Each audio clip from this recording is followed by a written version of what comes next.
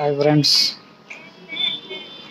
కొత్త రేషన్ కార్డులు 14 తారీఖు విడుదల చేస్తున్నాము, పంచుతున్నాము, అది చేస్తున్నాము, ఇది చేస్తున్నాము అన్నాడు రేవంత్ రెడ్డి.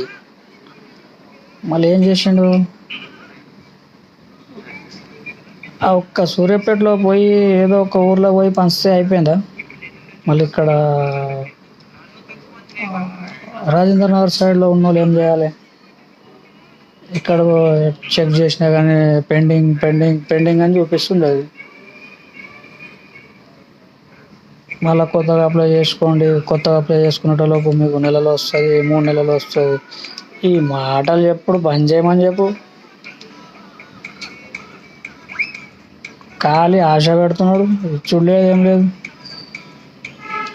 ఆశ పెట్టి ఆశ పెట్టి ఆశ పెట్టి ఇప్పుడు పంచాయతీ ఎలక్షన్లు వస్తున్నాయని చెప్పి మళ్ళా అదొక ఆశ పెడుతుండే. మరి ఒక 10 మందికి పంచినట్టు చేసి మళ్ళీ అదొకటి గెలుస్తాడు.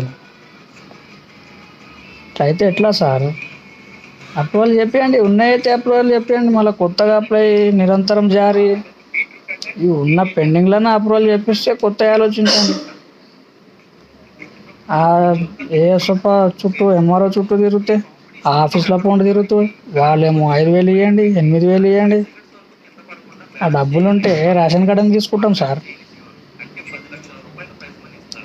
ఫ్రెండ్స్, ఈ వీడియో చాలా షేర్ చేయాలి. మీరు ఈ వీడియో మొత్తం గవర్నమెంట్ దాకా వెళ్ళాలి. Please share this video.